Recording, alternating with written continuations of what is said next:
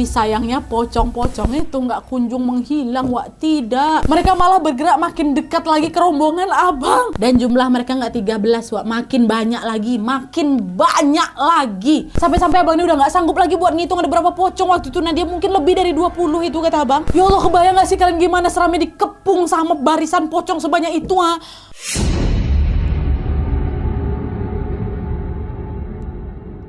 Oke, Wak, jadi cerita yang akan aku bawakan malam ini dikirim sama Wawa aku yang kita sebut aja namanya Abang, Wak, ya. Nah, pengalaman horor yang dialamin sama Abang ini terjadi ketika dia kelas 2 SMP pada tahun 1988.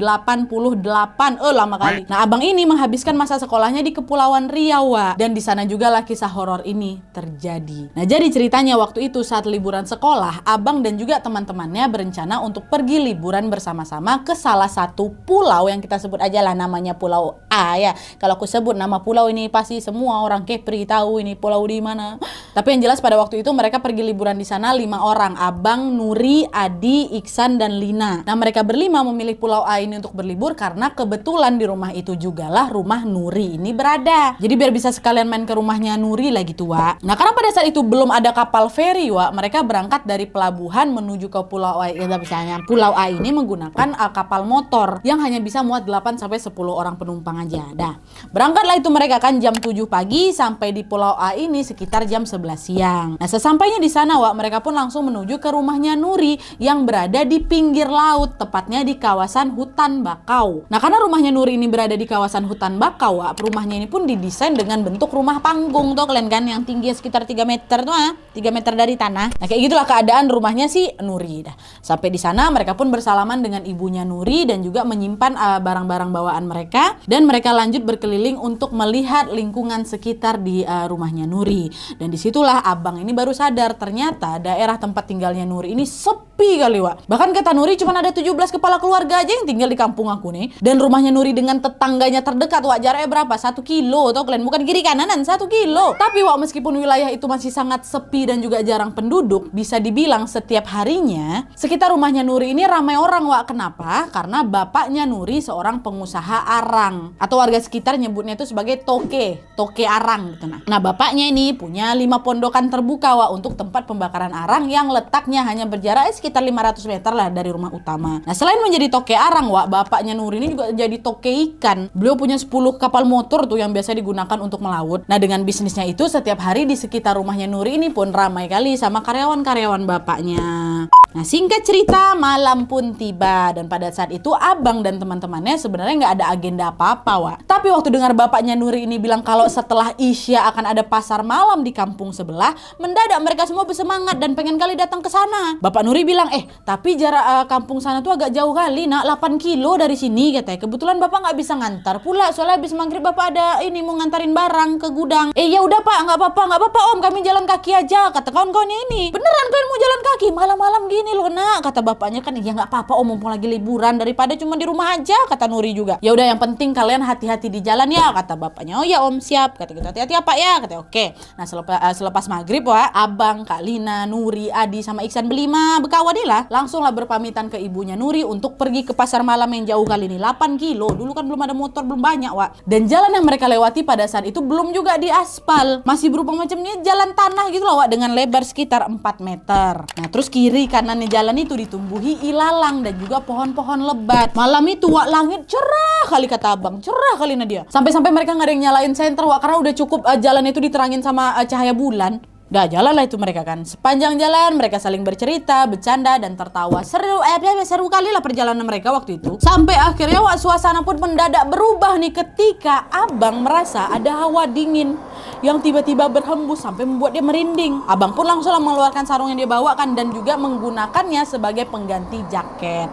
Nah, dipakai sejuk malam ini, wah. Terus nggak lama kemudian langkah mereka ini terhenti ketika Kak Lina tiba-tiba dia mematung dan berkata dengan suara agak bergetar. Kak Lina bilang, kalian lihat nggak yang di sebelah kiri itu, yang di atas ilalang tuh loh? Itu apa ya, Wak? Katanya. Nah, mendengar pertanyaannya Kak Lina, Wak, sontak mereka pun langsunglah mengalihkan pandangannya ke arah kiri itu. Dan betul aja, Wak, dari jauh mereka melihat di atas ilalang itu ada bayangan putih yang bergerak secara perlahan.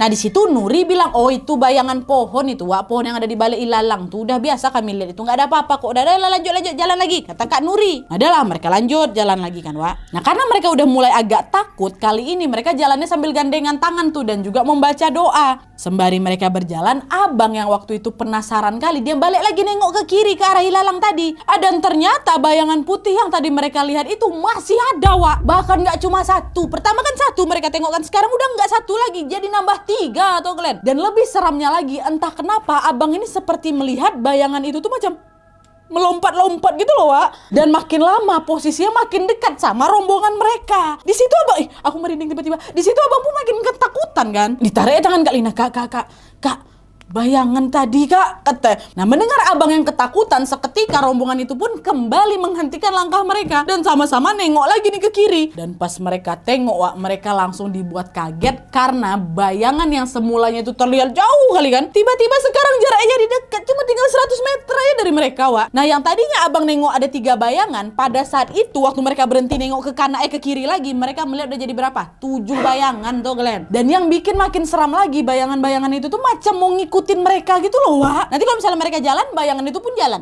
Kalau mereka berhenti, bayangan itu pun berhenti. Nah karena jarak yang semakin dekat ini, bayangan itu juga terlihat makin jelas juga lah. Dan bayangan-bayangan itu tampak macam lagi bebaris Wak. Bebaris, satu ada di depan nih. Terus nanti yang lainnya berjejer tuh, dibuatnya 2 baris kan? 2 baris, ke belakang.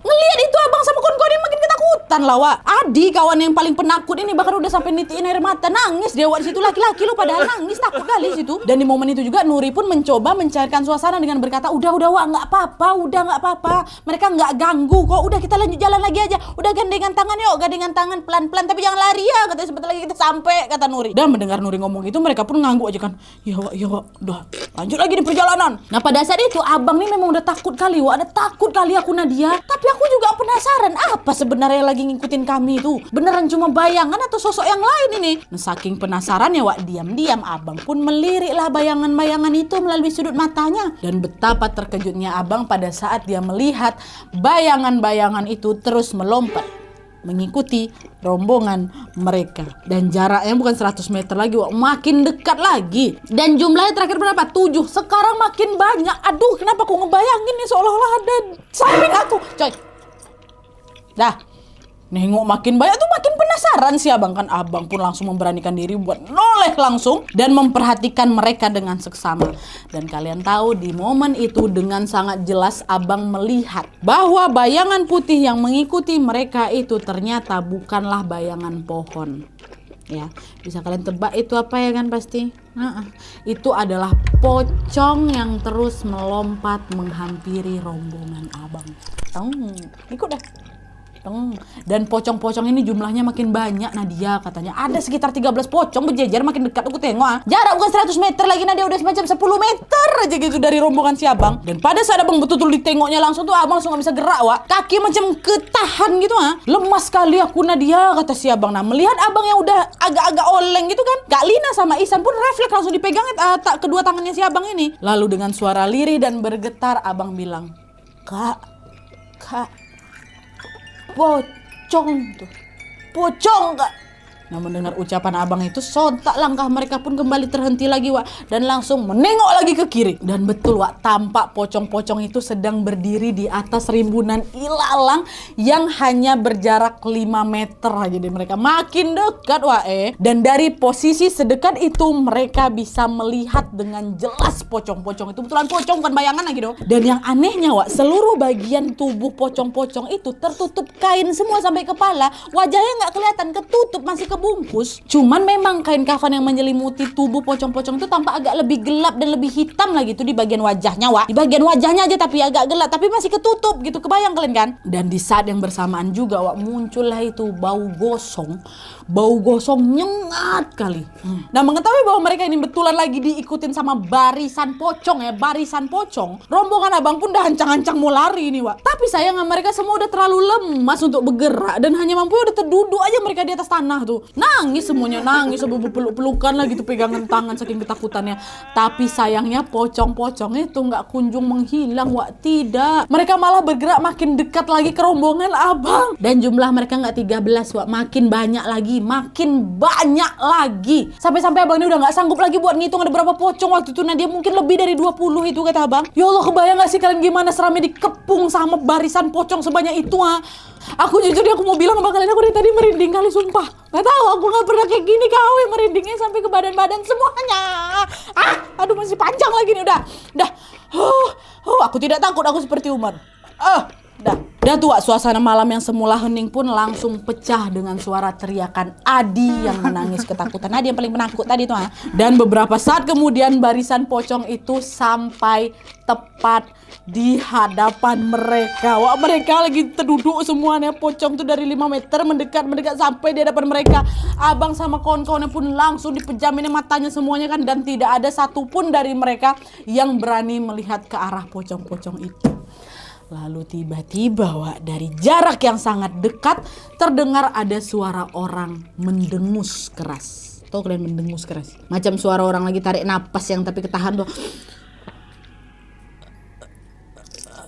Suara dengusan itu, Wak, kemudian diikuti oleh rintihan yang sangat dalam dan menyedihkan. Bisa nggak kalian bayangin? Suara rintihan yang kayak sedih kali gitu, ha? Dan samar-samar abang mendengar rintihan itu berkata, tolong bukakan tali saya, katanya. Allah. Nah, meskipun abang mendengar permintaan tolong itu, abang gak berani ngedongain kepala, Wak. Masih nunduk aja itu, ngeringkuk sambil berangkulan sama kawan-kawan yang lain, ya kan. Kawan-kawan yang lain dah ada bergetar juga, ketakutan semua itu. Dan gak lama kemudian tiba-tiba muncul, Wak, cahaya macam kilat menyambar, dar gitu kan. Dan diikuti suara teriakannya si Ihsan. Dengan suara parau Ihsan yang bilang, Wak, udah hilang, Wak, mereka udah hilang, katanya. Nah, mendengar teriakannya Ihsan, rombongan itu pun langsung lah berani ngedongain kepala. Dan betul, Wak, pocong-pocong tadi yang banyak kali itu udah lenyap entah kemana, menyisakan abang, Ihsan, Nuri, sama Kak Lina. Adi juga yang penakut tuh. Syok mereka masih terdiam itu. Dan dengan suara terpatah-patah abang pun bertanya, Wak, kalian ada dengar nggak tadi? Tadi tuh pocong tuh bilang apa? Kata si abang kan. Nah, Adi, Nuri sama Kak Lina saling tatap-tatap, Wak, kebingungan mereka. Cuman Ihsan aja yang nganggu. Ya Wak, aku dengar kayak orang minta tolong gitu nggak sih, katanya kan. Jadi yang dengar cuma Ihsan sama abang. Nah, mendengar Ihsan ngomong itu, Kak Lina pun langsung nampilin, udah Wak, udah nggak usah dibahas lagi. Mereka udah nggak ada kok, udah kita lanjut jalan aja lah lagi, katanya. Tapi kali ini bukannya lanjut jalan, Wak, mereka justru lari langsung tuh berit-berit. Macam udah nggak tahan lagi ada di tempat itu lama-lama. Takut pocong tuh datang lagi, Wak, pasukan deh kan, lari wah itu tengah malam, Wak. Sampai akhirnya setelah jauh berlari mereka pun kecapean, ya kan. Mereka memilih lah untuk beristirahat sejenak tuh. Nah, di sekitar tempat mereka beristirahat, Wak, ada kebun sukun, ya, kebun sukun. Dan kebun itu dibelah sama parit besar berisi air yang memang jernih kali dan lebarnya sekitar 2 meter lah. Nah, tempat abang dan kawan-kawannya beristirahat ini berada tepat di samping parit itu. Kebayang kalian ya? Ini kebun pohon sukun, parit. Mereka di sini nih gitu ya. Nah, sambil beristirahat, Adi bertanya ke Kak Nuri, tempatnya masih jauh nggak, Wak? Enggak, paling 1 kilo lagi nyampe gitu nih.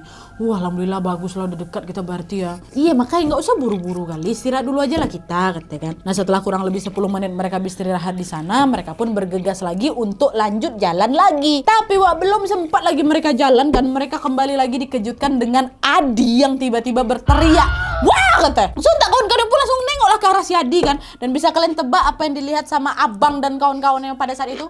Pocong lagi, Nadia? Bukan. Ada lagi tuh yang lain, Wak. Di momen itu lagi-lagi mereka ketakutan ketika melihat kedua tangannya si Adi ini, kedua tangannya Adi terlilit rambut yang sangat panjang. Terlilit, dan gak cuman itu aja, Wak. Di belakang tubuhnya Adi ini berdiri sesosok perempuan dengan pakaian serba putih, lagi senyum menyeringai dengan mata terbelalak merah ke arah mereka. Ini Adi di depannya, di tangannya dililit sama rambut si ceweknya. Astagfirullah, bajang kata mereka. Tahu kalian bajang tuh apa? Kata si abangnya, bajang tuh sejenis kuntilanak gitu loh, Wak. Dan bajang ini memang dikenal suka bergelantungan atau terbang di atas pohon yang daun-daunnya lebar. Contohnya apa? Pohon sukun tuh lah. Dan selain itu juga mereka suka tempat yang lembab dan berair. Dan katanya juga bajang ini memang menghuni pulau-pulau yang ada di sana. Nah pas kali kan, Wak, tempat abang sama kawan-kawannya apa ini kan beristirahat di samping paret tuh. Samping paret ada kebun sukun pula yang daunnya lebar-lebar. Situlah markas dia. Wah, bajang, ya Allah bajang, gitu kan. Melihat sosok bajang yang sedang melilit tubuh Bang Adi tadi, Kak Lina pun seketika berteriak dan mengajak mereka semua berdoa. Wah, ayo Wak, doa semuanya, doa, cepat baca doa apa aja yang kalian tahu, baca, katanya. Dan saking takutnya, Wak, mereka semua memejamkan mata sambil terus berdoa. Dan doa-doa yang mereka lantunkan ini bersaut-sautan gitu loh, Wak, yang seragam gitu, tidak. Doa semua dengan suara teriakan dan juga suara tangisan. Gegara si Adi juga ketakutan kali ya kan. Nah pas dengar Ihsan berteriak kayak gitu, mereka pun langsunglah membuka mata dan menyadari bahwa si bajang itu sudah menghilang. Tanpa ngangengong lagi kan, Ihsan pun langsung ditarik tangannya si Adi dan mereka pun langsung lari pontang-panting dengan sisa tenaga yang mereka punya. Ya Allah, ya Robi, bajang. Tadi adalah pocong, habis itu bajang. Ada lagi, dengar dulu, Wak, ya. Ntar lu minum aku dulu. Nah adalah tuh, singkat cerita mereka pun sampailah itu di pasar malam kan. Acaranya meriah kali katanya, banyak yang jualan berbagai jajanan, ada juga wahana permainan, ada juga lomba karaoke malah, Wak. Tapi mau sebagaimanapun serunya pasar malam itu, setelah mengalami teror horor di perjalanan tadi, itu ya abang dan kawan-kawan udah nggak mood kali kan buat main. Mereka malah lebih penasaran tentang hantu-hantu tadi dan bertanya sama si Nuri, di sini nih memang sering ada penampakan ya. Kok bisa sih kita dicegat sama pocong sebanyak itu? Jujur aku juga nggak tahu kenapa bisa ada pocong sebanyak itu tadi, Wak. Sebelumnya nggak pernah lo ada kejadian kayak gitu, kata Nuri kan. Betulan kau? Aku kira di sini memang banyak pocong. Enggak, kalau soal pocong tuh jujur aku baru pertama kali itulah ngalamin. Kalau bajang ya, Wak, ya, kalau bajang dia memang usil. Kalau ada yang lemah, ada yang lagi ketakutan, suka tuh digangguin ya. Tapi katanya dia nggak ada maksud jahat, Wak, ya cuma iseng aja, kata Nuri. Mau dia cuma iseng, Wak, ya namanya diisengin hantu, tetapnya nggak ada lucu-lucunya. Udahlah. Yang penting kan kita semua udah aman. Sekarang udah beli jajan aja lah kita, yuk, katanya. Yuk. Udah loh, mereka pun mencairkan suasana dengan membeli mie dan es cendol, katanya. Nah selama di pasar malam itu, masing-masing dari mereka pun berusaha, Wak, untuk mencairkan suasana dengan bercanda dan juga membeli berbagai jajanan yang ada di sana. Tapi ya kan, mau gimana pun mereka berusaha tetap ceria dan menikmati pasar malam itu. Nyatanya perasaan takut dan juga kaget akibat teror tadi pun masih belum bisa hilang. Ya iyalah, Wak, keseruan malam itu tuh tidak membuat kekhawatiran mereka bisa hilang gitu aja, nggak mungkin. Yang ada mereka justru resah dan bingung. Gimana cara kami pulang nanti ya kan? Nggak mau kan lewat jalan yang sama lagi tuh. 8 kilo pula, 8 kilo, Wak. Ya Allah, macam dari sini ke Pakuwon Mall lah, 8 kilo, jauh kali. Dan tentu aja mereka udah nggak mau lagi lewat jalan yang sama seperti yang mereka lewati waktu berangkat tadi, Wak. Akhirnya Kak Lina pun nanya, Nuri, kamu ada saudara di kampung sini nggak, Nur? Gimana kalau kita nginap aja di rumah dia dulu sehari? Aku takut lewat jalan tadi lagi, Wak. Nggak ada saudaraku di sini, apa Lin? Nah, tuh gimana, Wak? Macam mana kita baliknya nih? Udah, kalian tenang aja. Aku tadi udah minta sama karyawan bapak aku buat jemput kita naik pompong. Naik pompong. Iya, naik pompong, betulan pompong. Kalian tahu pompong gak sih, Wak? Kapal kecil dari kayu tuh, kapal tradisional di sana sebenarnya pompong. Udah, nanti kita pulangnya lewat laut aja, nggak lewat jalan yang tadi kok, katanya. Oh ya alhamdulillah, kata kawan-kawannya. Karena makasih ya Nuri ya, katanya. Adalah tuh, Wak, singkat cerita sekitar jam 10 malam mereka pun pulanglah ke rumah. Mereka naik apa tadi? Kapal pompong yang dikemudikan oleh salah satu karyawannya bapak bernama Abang Daud. Nah selama di jalan mereka pun lebih banyak diam dan memperhatikan lingkungan sekitar, Wak. Nah di tengah malam itu memang nggak banyak yang bisa mereka lihat ya, cuman air laut, rimbunan pohon bakau, dan juga pulau-pulau kecil lainnya yang terlihat sangat jauh. Masih terang tuh, Wak, sama bulan. Nah semakin dekat dengan rumahnya Nuri, mereka ngelihat ada banyak kali cahaya-cahaya kecil tuh lagi melayang-layang, terbang gitu kan. Indah kali, kata abang. Melihat itu semua mereka pun dengan ceria lah, wah kunang-kunang, ya Allah lucu kali ya, banyak kali kunang-kunang di sini. Tapi, Wak, belum sempat lagi mereka terpesona lama kali dengan apa kunang-kunang itu, rombongan ini malah dikejutkan dengan laju kapal pompong ini yang melambat dan juga oleng. Langsunglah mereka nengok ke Bang Daud kayak, ya Allah Bang, kenapa Bang, ada apa, katanya. Nah mendengar pertanyaan itu Bang Daud nggak jawab apa-apa, Wak, diam aja dia. Tapi raut wajahnya Bang Daud ini pucat, macam tegang gitu. Lalu dengan suara parau Bang Daud itu berkata, nggak kenapa-napa kok, katanya. Nah melihat sikap anehnya Bang Daud, mereka pun semua jadi keheranan. Tapi mereka menjadi lebih heran lagi ketika mereka menyadari bahwa cahaya kunang-kunang yang terbang yang lucu kali, kata mereka tuh, cahaya kunang-kunang yang mereka lihat tadi tiba-tiba mulai menyatu, Wak. mulai menyatu membentuk bulatan-bulatan besar. Dan warna cahaya yang semulanya orange, Wak, lama-lama jadi berubah jadi merah yang menyala-nyala tuh loh. Kumpul semua. Tunggu, jadi besar. Jadi warna merah. Suasana di sana semakin mencekam lagi ketika secara mengejutkan tiba-tiba muncul hawa dingin yang teramat sangat dingin kali. Dan di momen itu dengan suara beratnya Bang Daud pun seketika bilang, "Ayo semuanya pegangan pompong yang kuat," katanya. Dan gak lama kemudian, Wak, pompong pun melaju dengan kecepatan tinggi hingga membuat ombak pun berdebur. Dan pas kapal mereka ini udah semakin dekat dengan arah kunang-kunang tadi, betapa terkejutnya mereka ketika mengetahui bahwa ternyata yang mereka lihat itu bukan kunang-kunang, Wak. Cahaya merah tadi itu, merah menyala itu ternyata berasal dari mata bajang. Oh ya Allah. Dan gak cuma satu bajang aja ya, halo. Gak cuma satu bajang, lebih dari 30 bajang bergelantungan di pohon-pohon bakau tuh. Iya Allah, ini betul-betul baru KHW pertamaku yang dapat penampakan sampai puluhan kayak gitu ya. Ya Allah. Jenisnya cuma satu, pocong tapi 20, ini bajang tapi 30. Bergelantungan bajang-bajang tuh di pohon bakau tuh, wae. Melihat pemandangan yang sangat menyeramkan itu, mereka pun terus berpegangan dan juga berdoa. Wah, ya Allah ya Rabbi, astagfirullahaladzim, baca doa semua. Bang Daud dah tuh digasnya. Enggak gini dong, gas mau. Ini kan apa, motor, kapal. Inilah mungkin ya. Akhirnya nggak lama kemudian sampailah mereka di depan rumahnya Nuri, Wak. Bapak sama mamanya Nuri dah lah itu ketunggu di depan rumah kan. Mereka berdua pun menyambut kedatangan abang dan teman-temannya dengan wajah yang khawatir. Mereka menyuruh abang dan teman-temannya langsung masuk ke rumah dan juga bertanya, "Ada apa ini? Kalian kenapa?" Dengan nada bicara yang dibuat setenang mungkin, Kak Lina pun menceritakan semua pengalaman horor yang mereka alami. Mulai dari dikepung barisan pocong, ketemu bajang yang ngelilit tubuhnya si Adi sama rambutnya, sampai ke bajang-bajang yang lagi bergelantungan di pohon bakau tuh. Nah, setelah mendengar cerita dari Kak Lina, bapaknya Nuri pun menghembuskan nafas berat dan juga mulai bercerita, Wak. Dengan suara lirih beliau bilang, "Pocong yang kalian lihat itu sebenarnya nggak pernah ada di daerah ini sebelumnya, Nak." Loh, kok terus tiba-tiba muncul, Pak? Ini semua mulai terjadi sejak anak buah dari Toke Arang dari kampung sebelah meninggal karena kebakaran. Tuh kata bapak. Hah? Jangan bilang kalau pocong yang gentayangan tadi itu anak buahnya Toke Arang. Ya, iya Nak. Kami semua menduganya seperti itu. Itu kata bapak, Wak, kaget ya kalian. Kok bisa dia meninggal terus malah jadi pocong ya kan? Abang sama kawan-kawan yang penasaran ini pun langsunglah bertanya lebih lanjut ke bapaknya Nuri, Wak. Bapaknya Nuri pun bercerita lah. Jadi, Wak, ternyata nih ceritanya di kampung sebelahnya Nuri itu juga ada yang punya bisnis arang. Nah, hari itu beberapa anak buah Toke Arang ini sedang pergilah ke hutan untuk mencari kayu.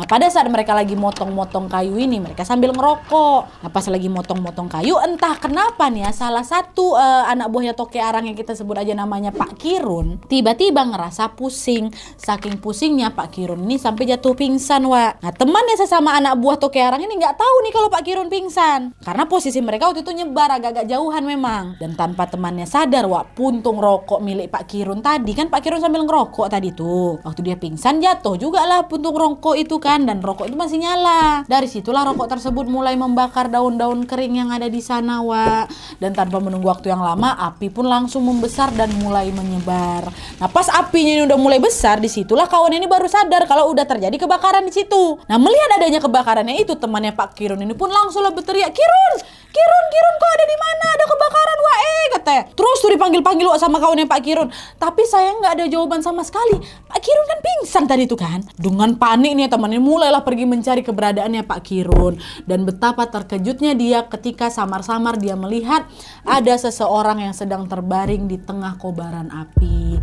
Temannya itu pun langsunglah berusaha memadamkan api tersebut, tapi karena api itu sudah terlalu besar, usahanya pun gagal, Wak. Dengan panik kawannya pun langsung pergi ke arah perkampungan untuk mencari bantuan. Dan gak lama setelah itu semua pekerja dapur arang ini pun langsung datang ke lokasi kejadian. Mereka bahu-membahu berusaha untuk memadamkan api, Wak. Usaha mereka memadamkan api pun alhamdulillahnya berhasil. Api sudah mulai mengecil, tapi sayangnya di momen itu Pak Kirun sudah tidak bisa diselamatkan lagi. Seluruh tubuhnya terbakar, Wak, sampai wajahnya udah gak bisa dikenali. Pakaian sama sepatu yang dia gunakan pun udah meleleh, Wak, melekat di tubuh beliau. Dan seketika dari situ terciumlah bau gosong yang sangat menyengat. Dah habis itu jenazah Pak Kirun ini pun langsunglah dibawa kembali ke kampung. Nah mereka sampai di kampung itu bertepatan dengan waktu maghrib. Langit udah mulai gelap tuh tapi pemakaman harus tetap dilaksanakan pada saat itu juga. Akhirnya jenazah Pak Kirun ini setelah dibersihkan diapain mulailah dimakamkan menjelang jam 8 malam. Dan entah kenapa suasana pemakaman malam itu macam mencekam kali katanya. Ditambah lagi dengan udara dingin yang datang menyergap. Suasana malam itu semakin seram ketika jasad Pak Kirun ini mau dimasukkan ke liang lahat. Tiba-tiba aja datang angin kencang kali entah datang dari mana. Zoom gitu kan. Nah, karena suasana udah makin gak kondusif, para petugas pengubur jenazah ini pun menjadi mulai ketakutan juga. Mereka pun buru-buru lah menyelesaikan tugasnya. Dan setelah makam kembali ditutup tanah dan pelayat membaca doa, mereka semua pun langsunglah buru-buru balik. Nah, pemakaman Pak Kirun ini dilakukan dengan tergesa-gesa memang. Saking buru-burunya mereka sampai melupakan satu hal penting yang tidak boleh dilewatkan dari prosesi pemakaman jenazah. Apa itu? Nah, itulah. Karena takut tergesa-gesa mereka lupa membuka tali pocongnya Pak Kirun. Dan betul aja besoknya tepat sehari setelah Pak Kirun dimakamkan, banyak warga yang mengaku telah didatangi oleh Pak Kirun yang gentayangan dan meminta untuk dibukakan tali ikatannya. Merinding aku. Nah setelah mendengarkan cerita tentang Pak Kirun dari bapaknya Nuri itu, abang pun sempat bertanya, tapi kenapa pocongnya tuh kok bisa banyak kali Pak? Kemarin yang kami lihat tuh kayak lebih dari 20 pocong tuh. Nah bapak jawab, sebenarnya pocong itu cuma satu nak. Dia sengaja muncul dengan wujud yang banyak agar bisa menarik perhatian orang. Jadi semakin banyak yang melihat dia, ya dia berharap ada yang bisa membukakan talinya itu, kata bapak. Wah gitu Pak. Berarti kemarin muncul bau gosong pas pocong tuh datang, penyebabnya mungkin gara-gara Pak Kirun tuh mati terbakar lah Pak ya. Iya besar kemungkinan sih gara-gara itu kata bapak. Karena di tengah obrolan mereka ini Ibu Nuri pun datanglah dengan membawa berbagai hidangan gitu sama teh hangat. Mereka yang kelaparan pun lanjutlah lagi ngobrol-ngobrol sambil makan. Nah gak lama kemudian gantian nih Kak Lina yang nanya, Pak kalau misalnya pocong itu Pak Kirun, terus yang kami lihat di laut itu siapa? Tuh bajang tuh Pak ya, kok bisa banyak kali juga Pak jumlahnya. Nah mendengar pertanyaan itu giliran Bang Daud kan masih di sana kan. Bang Daud lah nyaut, dia bilang bukan bukan dek, itu bukan bajang tuh, itu tuh hantu laut katanya. Hah? Hantu laut apa tuh bang? Kata mereka kan. Nah hantu laut ini bisa menyerupai apa-apa memang.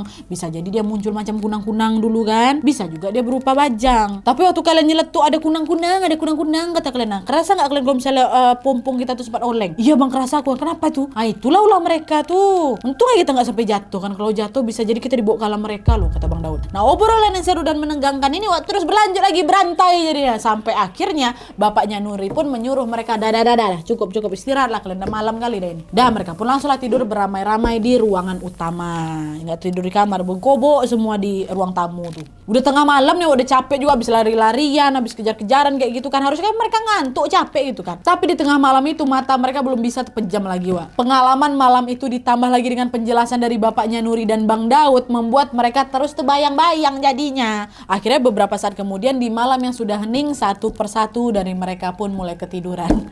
Kecuali abang.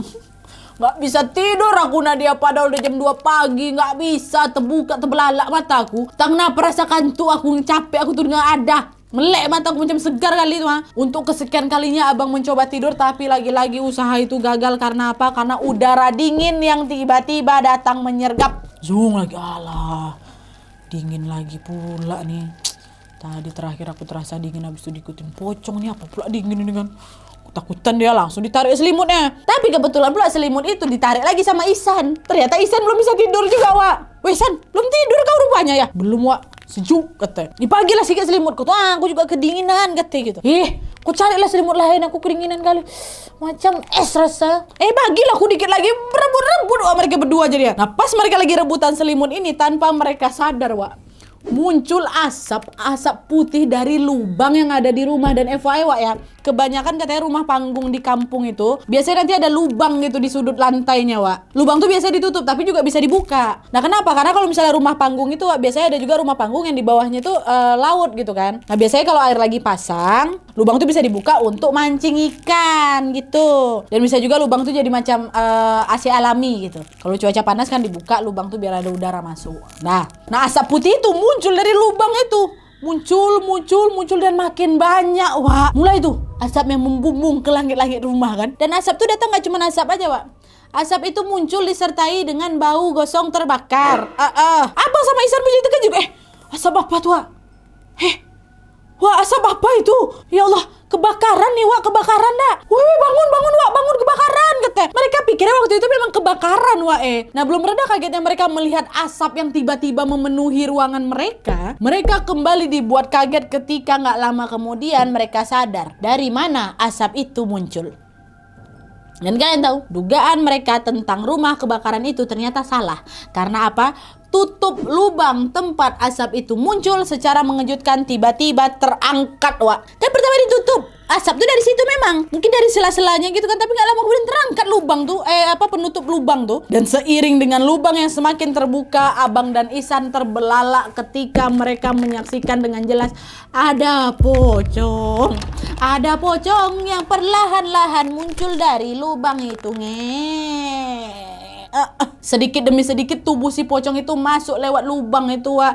Asap dan bau gosong yang menyengat pun masih memenuhi ruangan. Sampai akhirnya gak lama kemudian tubuh pocong itu sudah muncul utuh dia berdiri di sana sambil menatap ke arah Abang dan Ihsan. Abang Ihsan cuma bisa mematung langsung. Mereka mau teriak tapi nggak bisa teriak, nggak ada satupun suara yang bisa keluar dari mulut mereka waktu itu. Ke freeze, badannya macam langsung beku, nggak bisa digerakin sama sekali, Wak. Dan entah kenapa nih, Wak, ya, meskipun mereka ketakutan setengah mati, mata mereka nggak bisa dipejamkan.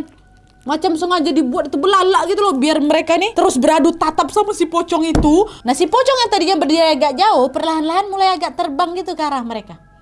Di situ jantung aku, Nadia, udah gak karu-karuan lagi, berdebar-debar keringat dingin aku. Iyalah Bang, tahu aku. Dan pas pocong itu udah makin dekat dengan mereka, dengan suara lirih pocong itu berkata, Tolong bukakan tali saya. Tolong bukakan tali saya. Tolong bukakan tali saya. Kayak gitu terus, Wak, berulang-ulang. Dan kata Abang, Wak, suara pocong itu lirih tapi dalam kali macam orang kesiksa, Wak. Dan sambil berulang kali mengatakan kalimat yang sama, si pocong ini pun terus bergerak mendekati mereka sampai akhirnya mereka saling berhadap-hadapan. Nah, tapi ketutup memang, Wak, ketutup sama kain, cuman kelihatan ada bekas-bekas hitam di sini tuh kelihatan. Abang Ihsan nggak bisa ngapa-ngapain, macam mau pingsan aku saat itu, Nadia, tapi nggak terpingsan pula. Terus, Wak, di sadung jantung udah macam berdebar kali, udah berdarah pocong tuh ya. Gak lama kemudian Abang melihat macam muncul bayangan hitam yang mendekat dari arah belakang si pocong. Nah, bayangan itu pegangnya kepala si pocong kan. Dan dalam waktu yang singkat tiba-tiba kain kafan yang semula menutupi kepala pocong itu terbuka, Wak. Terlihat dengan jelas wajah si pocong itu hitam, gosong dan sangat menyeramkan. Tengok Abang sama Ihsan nengok. Bersamaan dengan terbukanya kain wajah si pocong, tiba-tiba di luar rumah terdengar suara guntur yang kencang kali, Wak. Dar gitu kan. Saking kencangnya sampai teman-teman Abang yang lagi tertidur di ruangan itu pun langsung terbangun, Wak. Mereka semua pada terkejut ketika menyadari bahwa di ruangan itu ternyata ada pocong yang sedang berdiri berhadapan dengan Abang dan Ihsan. Dan gak lama kemudian, Wak, disaksikan oleh semua orang yang terbangun di ruangan itu. Pocong itu tampak tersenyum tipis dan berkata, "Terima kasih."